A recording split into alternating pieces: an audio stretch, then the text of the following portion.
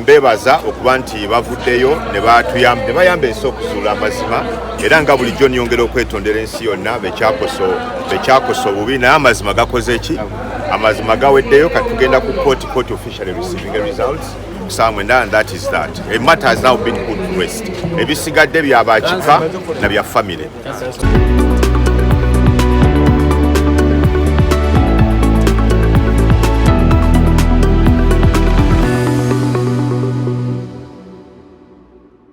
Aina kyeyamuwa olaba mama ali 11-15 kibategeeza nti taata wabeera nga 14-16 nga mama ali 11-15 kibategeeza nti omwana alina kubeera 14-15 bwe kituukamu wano kibategeeza nti waliwo ekibadde kibi.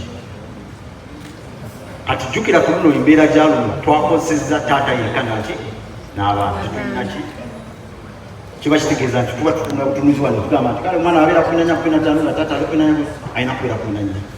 Naye kati omwana bw'akyukamu n'abeera nga tusanze nga nali 18 kiba kitegeeza nti taata talina kyeyakola kyeyamuwa tetugamba nti excluded at that point. Ako tusanga ebintu bwe bityo nga tubikwatagana emirundi 3 tuba tugamba okusuka emirundi 3 tuba tugamba nti tumugjeewo. Katulabe banga tukola ebintu 23 naye kati tukola mulaavu kubanga tuba tugifunye ya taata nino netufuna ey'omwana wa samari biki ebivuddeyo gamba nti gunne gundi. Honorable Minister awulwadde Madam.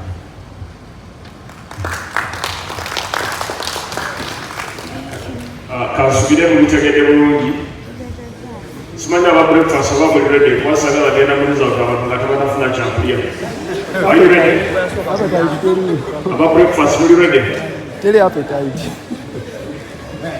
Kati kansabe tubasabe buli omu atuwe message ne tumala kulya kyankya.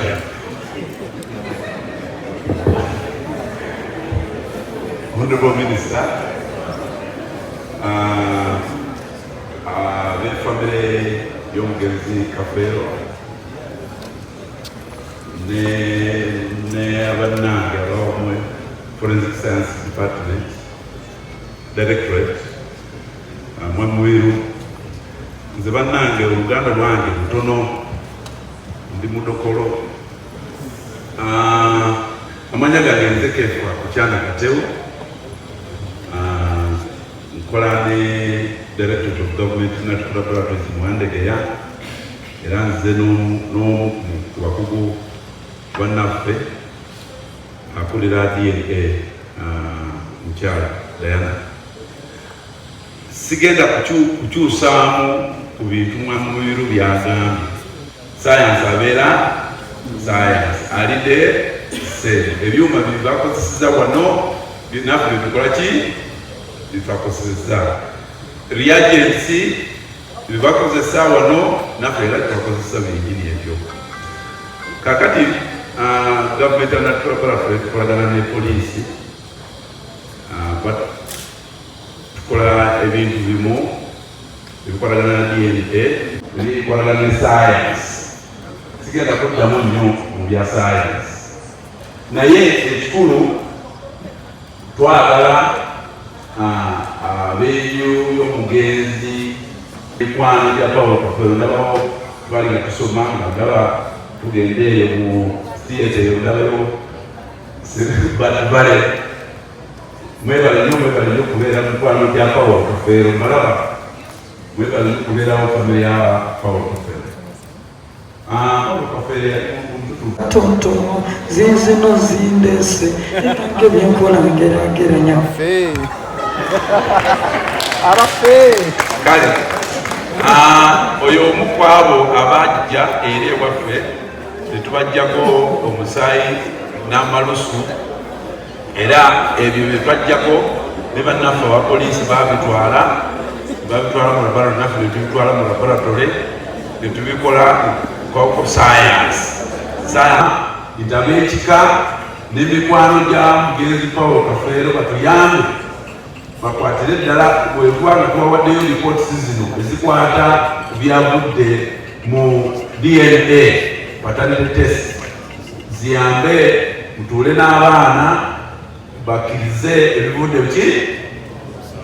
musaayi era ne bamaama baffe abakyala bamugenzi Paulo Kafeero nabo bakole ki bakkirize n'obudde ki omusaayi teri akyusa DNA results tosobola kugikyusa okugjako Katonda ki ye mwennyini Katonda yatutonda yakola ki yasobola okukyusa neffe totusobola wekiba kibeera ki webeera B ebeera ki B kakati tubadde twagala nnyo nti wetumaliriza wano wetubeerere mu kooti famire ne abakulu balooya baffe ababadde nga bagoberera ensonga zino ezikwatagana ku nju y'omugenzi Paulo Kafeero bajja kuba nabo bajja kubeerayo bawulirize bulungi lipoota zino zetugenda okuwaayo bamanye kintu kyekituufu kino si kituufu si kyenye bannange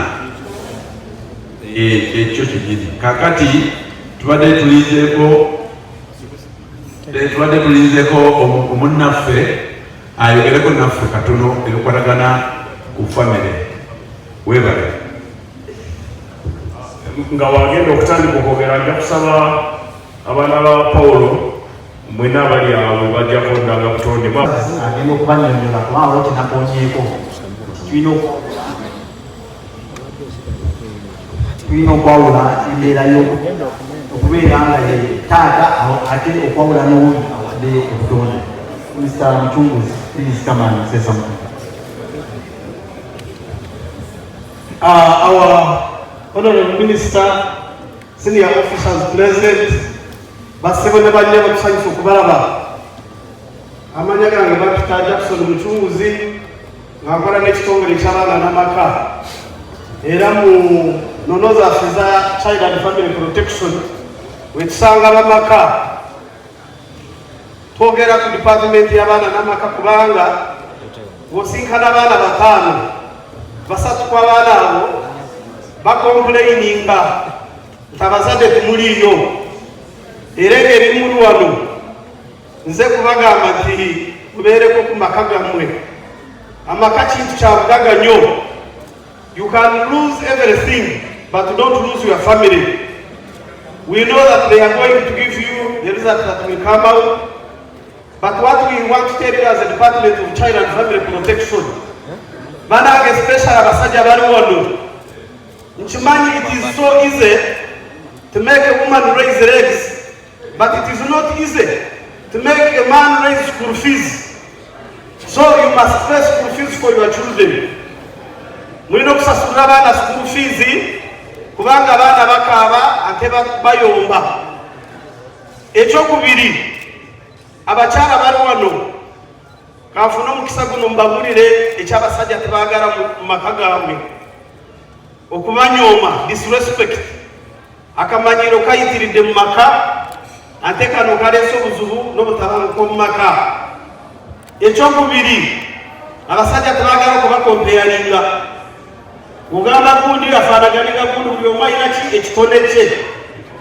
So ffe ng'ekitongole ky'abaana n'amaka engeri tubafunidde wano twagala kubagamba nti anybody can be a father.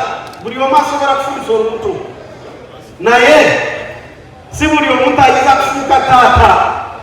So bafather bali wano tubagamba nti mugende mufuuke responsible dads, responsible citizens. You don't occupy space. And what I can tell you, what the Honorable Minister told me to come and emphasize to you, if your gaga are not sexually transmitted, you must work for it. Na ya wamuka kubai bagena maka ngabano ya your gaga. So you must work and you must improve on that. Fenga police, especially Stokely Chawana Namaka, tubagamba naye mulina okubeerawo. Kakati eggwanga nga Uganda lirina obuzibu bw'amaka kwawukana. Divorce rates are increasing. Why? Abasajja you are not doing your work. You are the leaders. Naye mugende mumipiira sebo mabiri sawa mwenda kwekiro muli mu maloogi musabuna. You are no longer providing. So Honorable Minister, namwe tumbabulire family functions of a man in a home. It is not about putting on a trouser and kubanga. Motto of Uganda says what? For God and my country. So mugende muteke Katonda mu maka gammwe. That's when we shall solve all this confusion that is around. Number 2, a man without kavera is Mr. Katara. Tata Kasente is a problem to the country. Uganda is delaying to go in the middle income status because some of you are still negligent. So we are telling you, go and provide for your families. Echokusatu mube bana bamaka gammwe abana mumbayita manya ki nakyecho kitugasako kintu kinene nnyo. So some of you now, women have told me, Honorable Minister, that men are mamunga. Tabasajja kati nabo balina olugabo tebagala kukola ki tebagala providingira family yaabwe. Kati n'ogamba munnange kino kigenda kukitwala wa ate ekisembayo ekireese obuzibu mu market that most married couples, they don't want to pay and they don't want to shave, which is causing problem. And in the long run, they keep running police. Police, we have a lot of other things to do. Mugende munabe, musare, so that you don't disturb us. Because Uganda is one of the best countries that Africa is proud of. When we do that, we shall continue to be great people. Finally, let's join hands and we fight gender-based violence. Yes, you will come here, you will be known that you are a son or a daughter of the late. Yes. So what? Can you change your manners? Some of the mistakes in Uganda that we have, they don't need government intervention, they didn't need international aid, but they just need change of behavior. I'm from handling a couple, and the woman told me, afande zimvuma, nimubuza oina bachelor certificate, masters, PhD, nzimvuma kufa ku machapa ko rwego. And she's also Uganda is a national ID. So don't be ashamed Uganda by being responsible citizens. When we end the gender-based violence, our country shall go and sort out your families. Other things, ranks, DNA results that are correct or wrong, buildings, appointments shall be added on to you. So ladies and gentlemen, I must be annoying many of you with naked truth. But that's the fact. Let's go and be responsible. We be citizens of good character, good morals. Even if you are a child of correct DNA, but if you don't work on your manners, you are finished. Me, I've said all this, knowing that maybe you can improve on yourself. The last item that I recommend to you, Musome. There is a lot of information of how to manage relationships, to manage marriage. Yeah? When IGP sent me the Department of Child and Family Protection, Zenawadi Sotabu, Akatabu, how to manage. Are you married to a wife or a knife? In Tekamai, 12 differences. Are you impregnated by a dad or a sperm donor? 12 reasons you can identify and see. Then some of you have said you don't want to get married. Calling yourself Gumite. You are Gumite when you don't have a family with a problem. Akasinje no keha, peace of mind. At 50,000 Uganda shilling. Do not commit suicide when relevant ministries are here, like Ministry of Gender, when relevant institutions like police. We have a Department of Child and Family Protection. We take a look at people. Before you commit suicide, come we speak, so that we can save a life. I've said all of this, my country, Uganda, the power of Africa. God, Honorable Minister Ngambe, as he's taking his tea, that I be emphasizing those silent but salient matters that are affecting relationships in our home. And he told me that I should emphasize the issue of sanitation. Yes, sanitation and communication. Ladies and gentlemen, out of experience that I've got as Senior Child and Family Protection Officer, I have known that these are two adults who come to stay together, and therefore you must outgrow some of the things that you come with in marriage. As long as the Bible and Quran have not changed, marriage is still the oldest and better version of your culture. Bangamya bamuntu munaba antenga bwe muwanga kwa mmedi. Wawe yaja olonanga bafande zemva kunja. Empunja tunaba ku Saturday. Ningamba naye wawasa ki omukiga. Omukiga yayagala onaale, mutoyagala kunaba. So I took them through the dimensions of marriage. Ekirala kinasanga hunale minister. Most Ugandans are going in relationships when they are not dating. And therefore they are building marriage without a foundation. Mwerekerao okusanga bakazi mubara abasajja bali wano. Gwe olanyenya asindora bakizolusa ewaka. So you must go and do HIV test. Number 2, kindly, as a Department of Child and Family Protection, we are telling you that not every sexual encounter should result into a child. Siku mkazo wena kana ye uzaromana. Olete misimu yerino kakituru wano. So we must break that arrogance and we do the needful. Ndani wana abakazi. Abakazi abasajja bangame ngeweba sanga mamulire. Mwerekerao kuba bapasta elitimba ate wakanga abasajja mbala banga bakatalana. Omusajja ye pasta we asoka waka. You must give your man a responsibility. Abamanye edini nebagenda ko mukusaba. Our Lord's prayer says what in Uganda? Stafe? Stafe what? Our Father is in heaven. Not our mother is in heaven. And therefore, when you respect your man and make him a king in his home, we shall avoid all these mistakes. So, we are telling you that hygiene is very, very important. Saburo, wano musajja rwano ayina underwear erikweki tuli. Stockings zirimu tuli. Oba oswaze gwanga, totunulayo mbadde sigamba gwe. Bali abatutunula abatali wano. So, you should improve on welfare of your hygiene. Honorable Minister, the leading challenge that we also have, which I get from Uganda, is the problem of marital rape. We have a silent crime called marital rape. Most Ugandan men are raping their own wives, and we are about to come and arrest you. Learn to seek for consent. Paying bride price does not give you a mandate to rape your own wife. We go to our message of Charlie, Sindika Kanyama of Charlie, Sindika mobile money, Sindika message, Akamara Tinga. Naye Yechiro, if you could go ordaringa, Jawa Matara, Yingira, Muzikiza, you are even producing dark-skinned children, which is a problem now.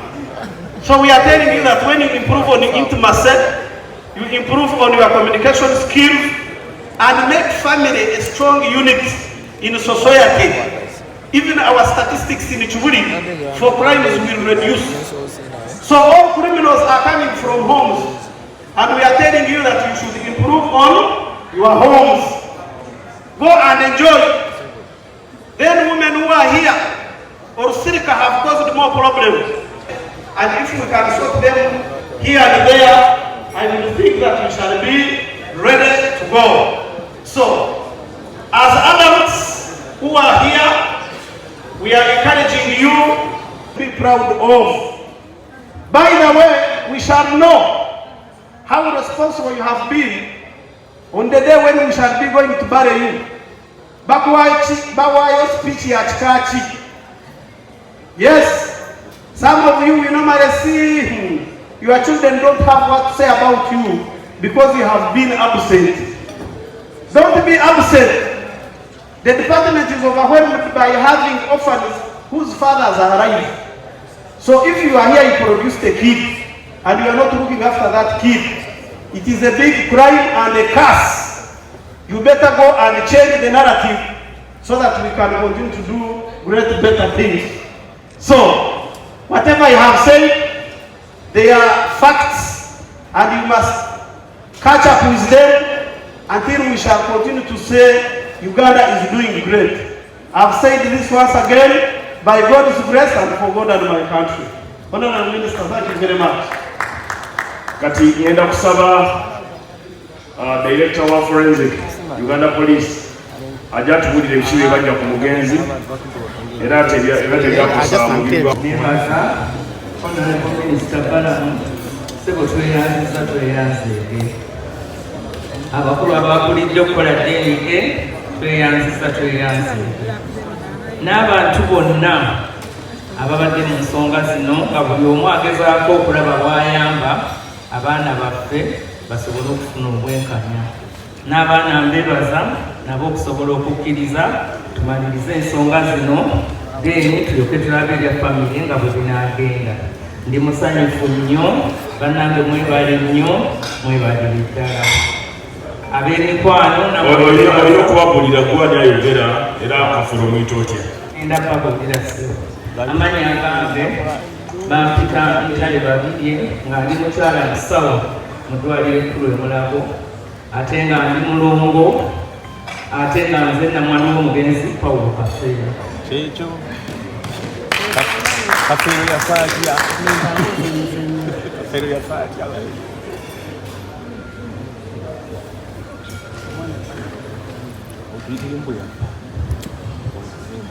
Kyona agenda okubabuuzamu bamwita Mukula Rogers Matovu Joy, ye omuzibu gwa Paul Kafeero kumanya omululu atubulire omuzibu gumugamba tekiseera ekisinga.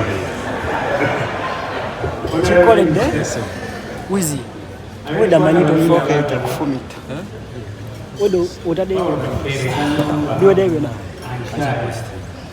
so tutetewe soko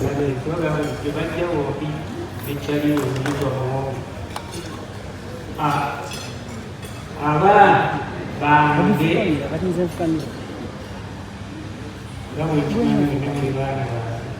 kino kye mwasaba kituukiridde. Buno bwe bubaka bwe bwe nabazaala akolesuulire bwe nabazaala saababoola saabasosolamu. Enkola ekozeseddwa bweba ebasoseddemu mudde okusigala nga muli baana bange abatali ba musaayi, mugende n'ebivudde okukeberebwa. Saabasajja Kabaka. Obwo bwe bubaka bwa Paul Kafeero oba obwo obwa Paul Kafeero kati atunuulidde omukulu yamukyalire n'amuwa obubaka bwe bwabakuzizaawo. Mpozi n'ekirala nnongera okwebaza abalabiridde abaana baffe abamu ng'omukulu Ssenkubuge, Bobi Wine n'abalala bonna balegawo enambi wano on behalf of Nagamba family. N'olwekyo nsuubidde ebintu byonna bigenda kutambula bulungi. Tweyanzisa. By the court number 102/2019, and this application was for the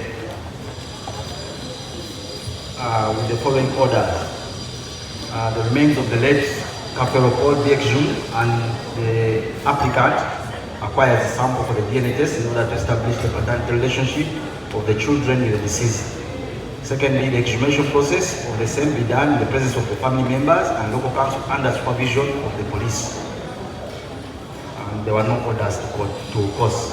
So on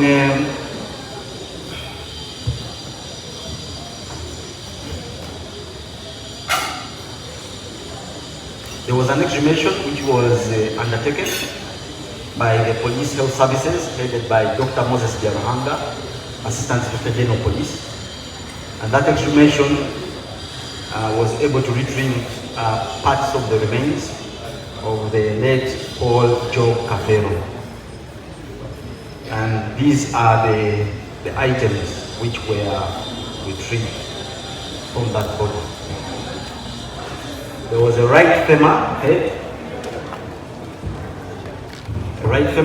which comes from the femoral bone, left femur head, from the left femoral bone, vertebrae bone, back area, the left lower jaw, right upper jaw, scalp hair, left femoral shaft, and right femoral shaft. Those are the items which were retrieved from the deceased, and they were delivered to both the Government Analytical Laboratory and the Directorate of Forensic Services here at Nakuru. Basebo ne banyabo waliwo okusaba mu kooti nga waliwo abasaba nti omugenzi bamuzikula bamuggyeko ebitundu okugezaako okukebera endagabutonde n'abaana be, ng'era okuggyayo ebitundu by'omugenzi kwalina kuba nga kolebwa nga poliisi weeri nga ne banganda bonna we bali, era nga kyakolebwa Dr. Moses Byalahanga, Assistant Superintendent Police, ne bali ebitundu babiweereza ewa Government Analytical Laboratory ne Forensic Services, era ebajjako ebino wammanga waliwo akatundu akava ekigumba ekyekisambi eryakono neryaddo ne waggulu nebajjako n'akagumba ku mugongo n'akawango akawansi left ne right ononejjo bajjako n'enviiri akanyama akabeera ku mutwe wano nebajjako n'ekitundu ekyegumba ebyoku bisambi byombi nemakati tekikashamu kale nga bebirajja ku bisigala by'omugenzi ne babiweereza byekerebya. I would now like to move to name the persons from which different samples were acquired, and these are the tested children. For the Government Analytical Laboratory, they were able to receive 25, and they will explain the 25. We were only able to receive 24 because the 25th person came later when we had started our analysis.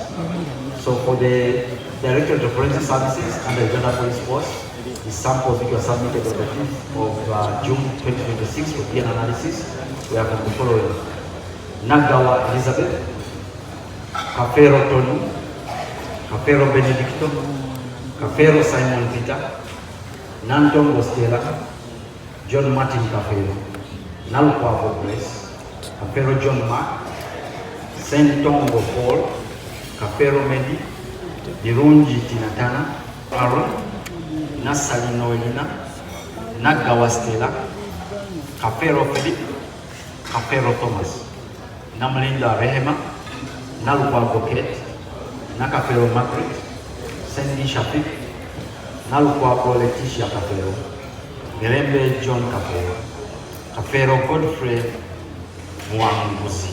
Those are the 24 persons who samples were analyzed under the Directorate of Forensic Services. I would request that the team from the Government Laboratory mention of the 25th person who we don't have for this. Abantu abajja ku Government Analytical Lab twafuna abantu 25 twasooka on 5th June 2026 twafuna abaana 24, then bamunana on 8th June 2024 so list yabajja ku 25th abajja ku 4th June yino: Kafero Thomas, Kafero Simon Peter, Kafero Ben, Nagawa Elizabeth, Kafero Aaron, Kafero Philip, Kafero Tony, Kafero John Mark, Kafero Medi, Kafero Godfrey Mwanguzi, Sandy Shafik, Katumba Eric, John Martin Kafero, Sentongo Paul, Nalukwago Kate, Nakafero Margaret, Nagawa Stella, Nalukwago Grace, Nalukwago Leticia Kafero, Namlinda Rehema, Birunji Tinatana, Mirembe Joan Kafero, Nasali Noelina, and Nantongo Stella. By 8th June, twafuna Mulala 2026, twafuna Muchiri Stephen. Samples in Pajako, Director Bagambia, Chief Government Chemist Bagambia, Tabajako Musai, waliwo abakikirira family twalinawo omukyala Sara ne mwami Nende Abubakar baliwo aba witnesses batujjako omusaayi. Kale, thank you very much. Ndowooza ekiseera kye kino, I'm going to request you at the Laboratory treat for us. Ekisooka ngenda kusaba bataata ne bakojja bajja wano mu maaso bwe basoma nga atambula nga ajja wano, bwe basoma nga ajja wano, tuba uniting abala trek etuwa amanya gaabwe ne bana abeno batuwa amanya gaabwe abapoliisi. Then omukolo gujja kuba tukumaliriza. Tutusabire esaala okusooka. Mwami Ssegunde wakwogera kazinda alusabe esaala.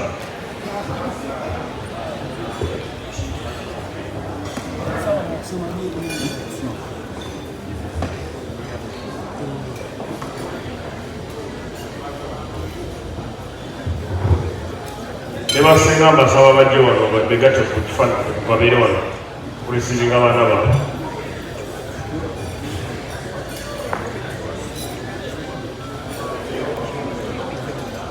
Tusabe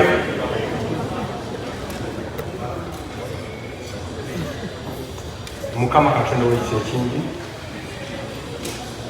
gwatuwa Paulo Kafeero, gwamuwa omutima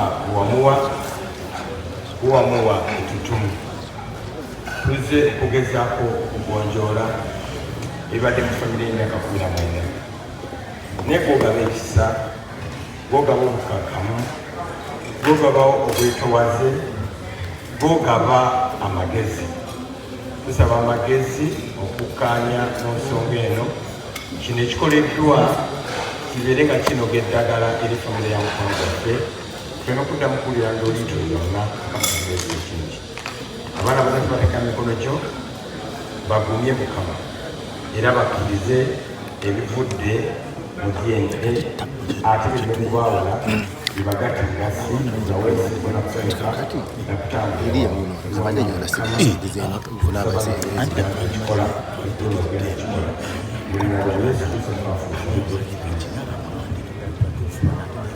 kale n'olwebigambo ebyo ekusooka njala kakasaba abaana abatebayiseemu nti gavumenti ejja kukolera wamu nga gavumenti okubasapootinga okubabudabuda n'abayiseemu tujja kukolera wamu nammwe mwetabe mu ntegeka za gavumenti ezisobola okubajja mu bwavu kubanga tewali wa myaka 18 mwena muli babiri ogenda waggulu. Sooka nsabe poliisi batugambye babeera abaana 25 ofisi yaabwe bajja 35 naye 10 ndowooza baaweta bo balaba nga tebijja kusooka ne bakola ki. So ababajjako omusayi bali 25. Kansabe poliisi etuwulire ku 25 baani abayiseemu badde wano nanabutuka bakala tuli kusomera abaabadde wano. Sema nyabo nina kusooka nsome listi ya polisi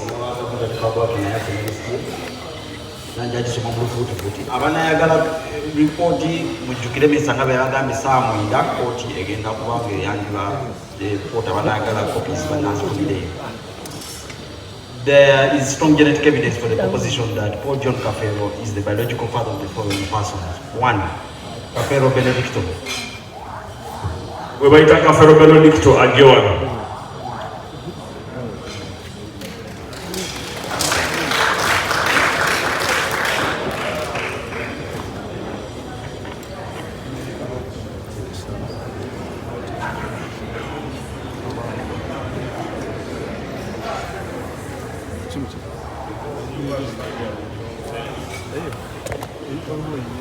Number 2 on our list is Kafeero Simon Peter. Kafeero Simon Peter jangu.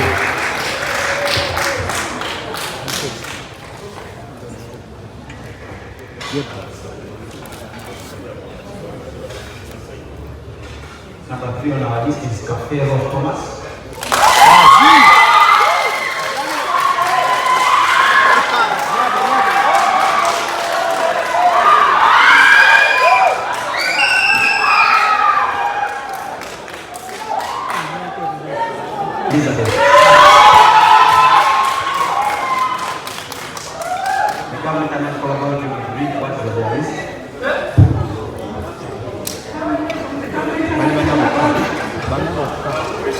Omwana bwetanaga Elizabeth ano naye ajje bali bana bokkera nga bulijjo.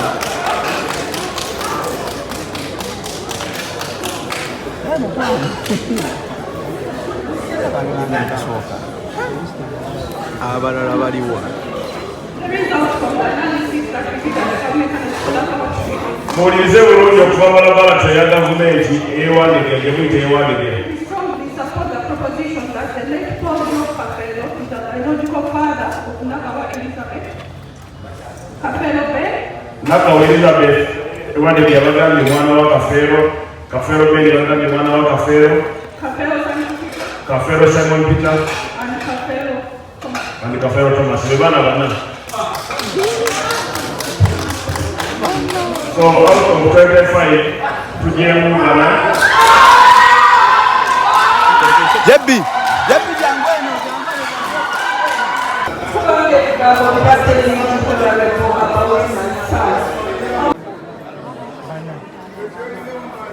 So mwami Mubirwa ebivudde mu musaayi ebyo abaana ba Prince John Paul Kafero be mu bali abaana bana wanabeerawo abaana abalala bagalo bakebera data banka yaffe yawano eya poliisi tusigaza endagabutonde w'omugenzi Kafero ate newandiga tusigaza endagabutonde y'omugenzi Kafero kuba nawulirako nga bagamba Gurunet naye agamba mwana wa Kafero kati ne Gurunet naye akola ki wadde okujja so njagala mubayozayoza mmwe naye tekuboola abaana mmwe musigale nga mubasapotinga gye bali mukolere wamu naye nga mu abaana b'omugenzi emaali y'omugenzi nga bwe muli abaana mwekolemu omulimo mulabe ng'egye mugenda okuddukanyamu estate ya data wammwe musiki oba ayina ebibanja byayina byonna mubidukanye mu mazima nga bwe muli abaana mwerondemu omukulembeze atya oba mwena mubeere basigitole mu kampani y'omugenzi Kafero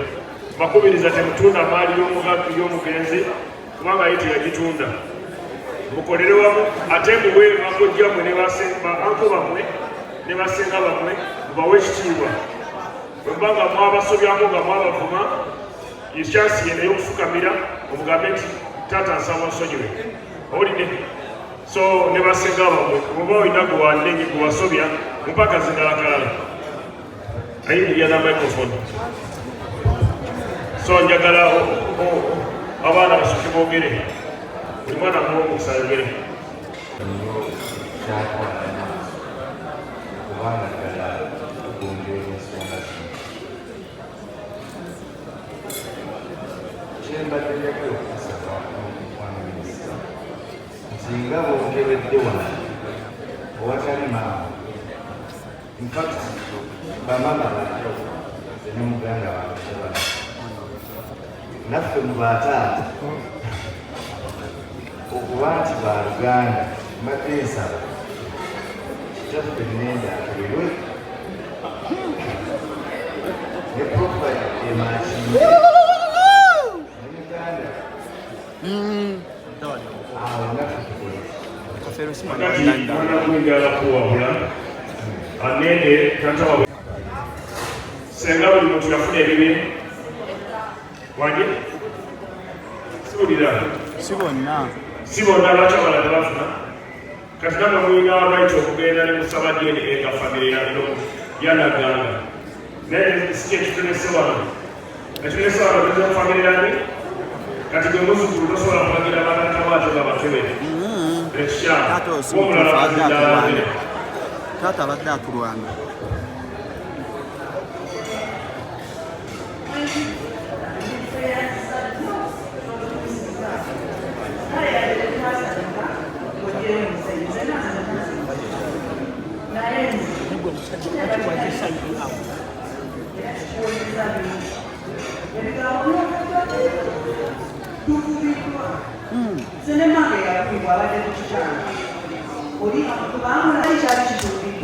era temutunda nga mukole kampani kale wa muganda naye kyensaba ngamba mumpewo nsaba ddala olubeera omugenzi kuba terwalizibwanga omusika gwe batuteerako yali wa kikikuli ono Simon Peter yalina omufuka omutuufu nsaba saawa eno tugenda kumaliriza bino olwensonga tubadde tunoonya abaana b'omugenzi tosobola gamba oli musika nga gasimwana wani so abanga musika abadde nesimwana wa Kafero ebyobusika byo bisigaddeyo ababimuwa kati abagafe bajja kwetutula oluganda lujja kutula mu luganda mukole ekijiro musalewo nga famire tujja kubawagira tujja kubawayo enti jakubawo ekiri okusala ku lugero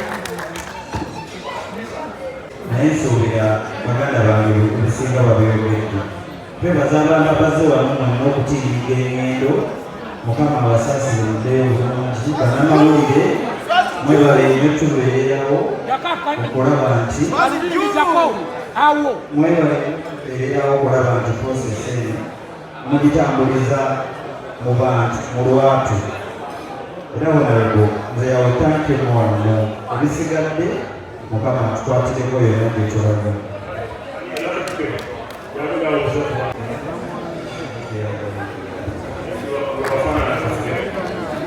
kale katugenda kusaba baako buli omwayogere nesaba bagende kule ku kooti emengo nabo babasomere ebya kooti bigwere ku kooti tebaddamu muntu kubawaabira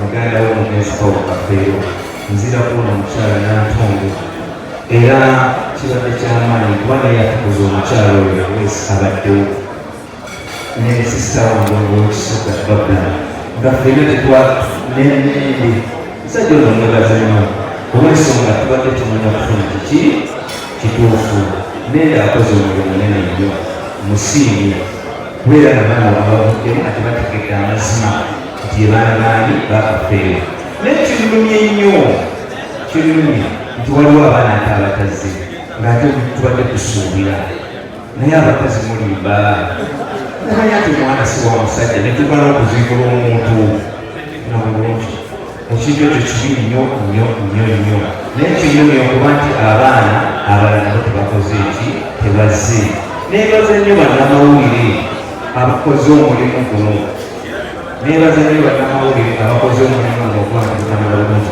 nensaba abaana bano mwe musigaddewo nti mulimu lwakafeero era tubibazadde bammwe naye emaali mugikuume etambule bulungi minisita tuyambe ettaka ddene waliwo omuwongo w'ecreation tugetutaddeko project ng'etambula nga bali wamu kati bennyini beerondemu bagambe nti kati omusika nga tebasabye ani agenda otukulembera ate ebiriwo bikumwe bikumwe mubiri abantu so that everybody stand behind for it twagala you have to respect the family and respect the properties never abantu abatubeereddewo minisita family tututegedde yeriwa nenda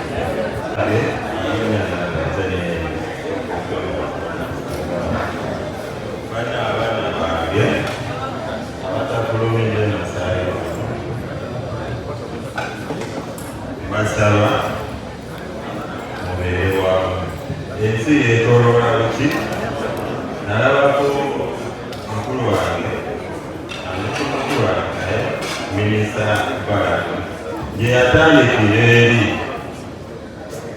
n'omulaba kati mubeere n'essuubi ensi eno mukisa ate osobola okukola n'ofuuka omuki ow'amaanyi ekyensaba minisita ensaba baabaana okukekundiwa tubakolereyo agawalekasoko tubakolereyo kasaba bafune ku mutandikwa obulumi bwe balina mu mutima ekyo kyakapa omuntu okulala obaliriza eyaziza neyaziza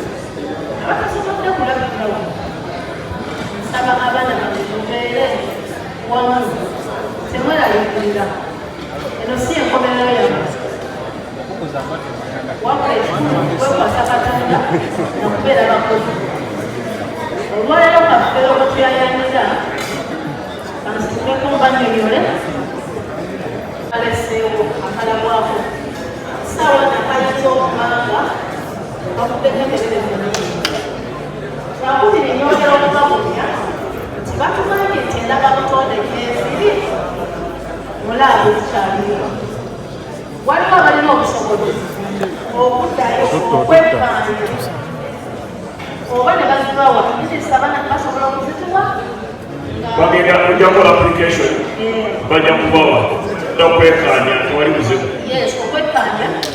naye njagala kubabuulira ekintu kimu senga nze mwennyini ku lunaku lw'omukaaga nalagira abantu bano okulwaninga test ezo emirundi emeka era ne bagamba kiri expensive minister ne bagamba mu kirwaninga eno gavumenti ya president Museveni teremwa n'abagamba president Museveni yabawa ebintu ebyo kukolera abantu mu birwaninga emirundi emeka naye obanga olaba nga ne bakoze tebimaliriza ng'oweerezaako ne South Africa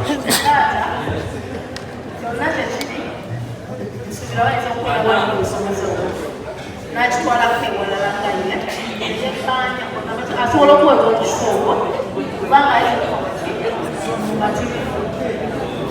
nebaza abaana bonabona nebaza Kacumbaali nebaza Lasia nebaza Kalo nebaza bonna bonna bannabawule ba Spam maliriza abandi okudda osaayo watukituse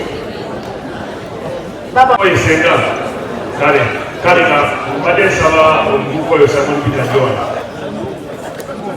njagala okube amabibi ogambe nakawa kusomero oba tolina obuyinza kugamba batabani bajjajjaawo tobulina mugamba kusomero mukozesa ebintu ebizibu nebyonoona todda kuyisa kuanka oba musengawo maaso kale omulina ekizibu n'omwana omulala oyo ye kudube ye talina buzibu ndowooza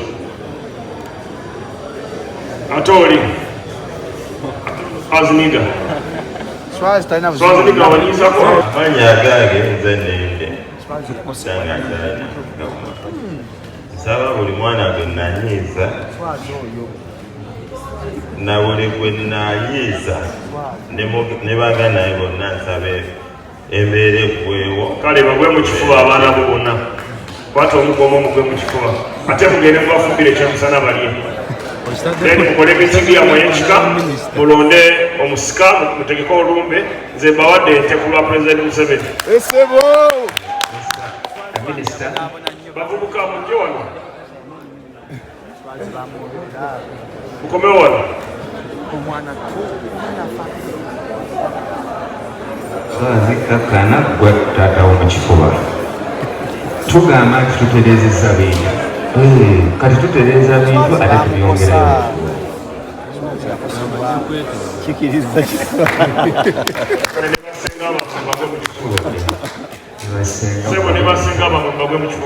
mubikole byonna biggwe bulungi kale mutegeke mitingi yammwe nga famire abaana abo mubatuuze mubalungamye mufune omukulu w'ekika mulonde omusika mulonde omuntu anadupresentinga ekifaananyi ky'omugenzi tulagira bakole exercise ewedde olwaleero kizuuliddwa nti abaana bali bana bokka ekyo tewali kyosobola kyongerako kubanga sayansi bwekoze eki mbeebaza okuba nti bavuddeyo ne bayamba ensi okuzuula amazima era nga bulijjo niyongera okwetondera ensi yonna bekyakosa obubi naye amazima gakoze eki amazima gaweddeyo kati tugenda ku court officially receiving a results somewhere and that is that a matter has now been put to rest ebisigadde byabakika na bya family kikoze kubana bangi benyandi nendabirira mbadde shocked wanti tabadde mwana wa Kafeero kubanga ne banne bennyini baali bakimanyi nti ye era nga bamuyita jangu tuteese omukiko ogamba ki